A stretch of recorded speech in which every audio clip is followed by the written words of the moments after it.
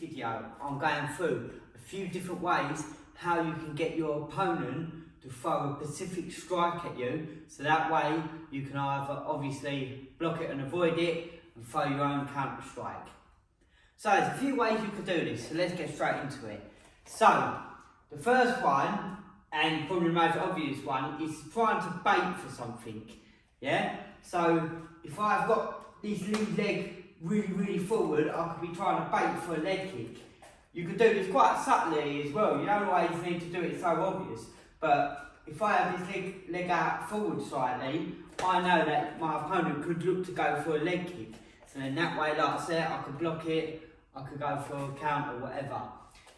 So moving up to the body, again, if I leave this lead hand out, and sometimes you do this thing what you call like pawing away at your opponent's hand.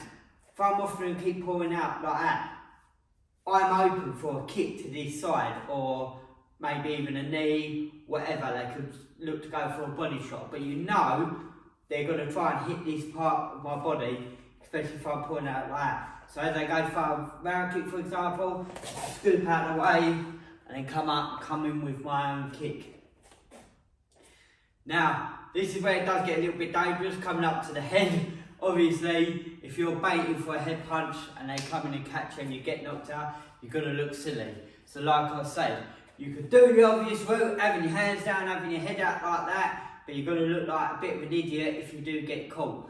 So, what you can do is just do it subtly, yeah? Do it subtly as well. If you're doing it subtly, the person don't know that you're trying to bait them in. So it's like a play on a bit of mind games, yeah? So if you're purposely having his hand down and sticking your chin forward, wanting them to throw a jab, so you can pull back counter, or slip out the way, parry, whatever you want to do, then, like I say, they don't know that you're baiting for it.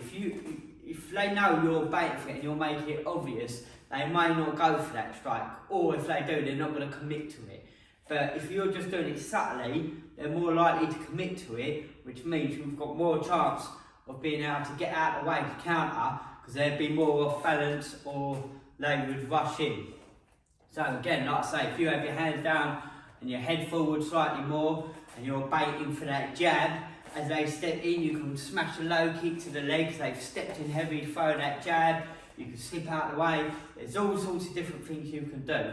But the point is, when you're doing your sparring now, if you're up to that level, that's what you want to try and do. You want to start slowly subtly baiting things, hoping that people throw these certain strikes to allow you to counter it.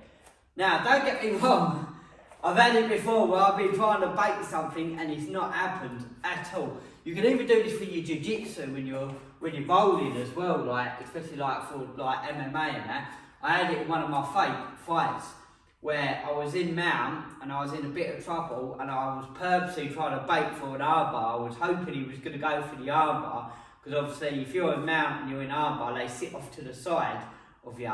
So if you manage to explode and escape out, you've got out of mount as well as getting out of the armbar, if they do it incorrectly.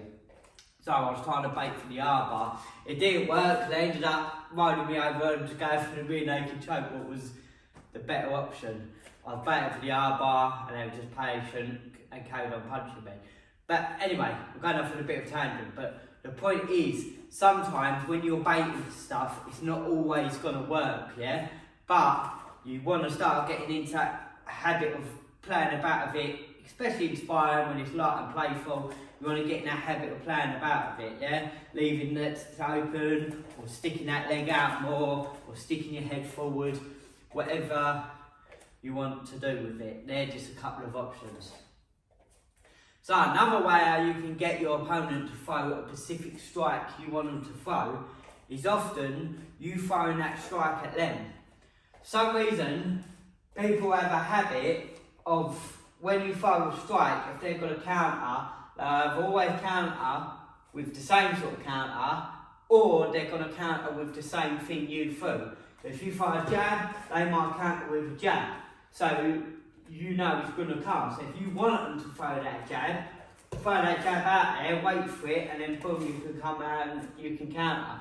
Same with kicks as well. I've really noticed this, especially with leg kicks. You land a good solid leg kick, they automatically, especially if they're in the same stance as you, they automatically want to throw that leg kick back at you. Yeah? So you can use this to your advantage. You can throw the leg kick and then you can sweep out the way and then come in with whatever you want to do. You can check it and then come up and counter. So this video ain't about the counters you could do. I will break that down, especially when I've got someone to work with. I'll break down and show you it. But it's more just explaining different ways that you can get your opponent to commit to strikes. Again, this can even work in the clinch. In fact, this works very well in the clinch, yeah? If you're in a clinch tied up with someone, you throw a knee, more often than not, they're going to come up to get their point, throw their knee, so that's when you can boom, sweep them and have them over. Yeah? So always try and be one step ahead. Again, it's not always going to work. Sometimes you can throw the jab and they might not want to throw a jab, they're going to come over the top with like their cross, or they could attack the leg when you'll keep throwing the jab. So it don't always work. But if you notice a pattern of when you do it and someone throws a strike back, then you've got so much more chance of being able to counter it. So just have a little think about that, and again, just practice it in sparring. Like I said, if you're in a clinch, you can throw a knee. You see it all the time. As soon as you throw one knee, they're going to want to get one back at you. So as soon as they're on one leg, you can turn them, you can sweep them, you can do whatever you want. Same with the elbows as well, yeah? If you're in close to throw an elbow, they're going to want to get back with an elbow because you're in that elbow range. So obviously make sure your guard's up and then you can find openings. So you can throw an elbow like that. If he went to throw an elbow on top, his elbow, I can slide in and then an elbow. The only problem with that is elbows are hard to replicate in sparring. You shouldn't really be doing it unless you've got elbow pads and maybe head guards and taking it easy. But some of the other stuff, like I said, you definitely can. If you're throwing leg kicks, they're going to throw one back at you. I have found, however, this last one I'm talking about does normally only really work with striking, yeah? It don't really work. If I shoot for a takedown, more often than not, the opponent ain't going to try and shoot for a takedown straight away. Or if I'm in a position to go for a submission, obviously I'm in that dominant position or in a position to get the submission. So they're not going to be able to go for that same submission then on me. They could go for a reversal of it or whatever, but the point is, this really only kind of works for striking. And like I said, again, it don't work every time, but honestly, have a little play about with it next time. You'll be surprised how often it does work, yeah? Like I said, especially with knees in the clinch, and especially with just simple jabs or just simple round kicks, you'll find they're trying to want to get one back on you straight away. So it gives you an opportunity to counter. If you want some more tips for MMA, check out this playlist over here. Give it a thumbs up. Let us know in the comment section if you like the video. Don't forget to smash that subscribe button. I'll see you all soon.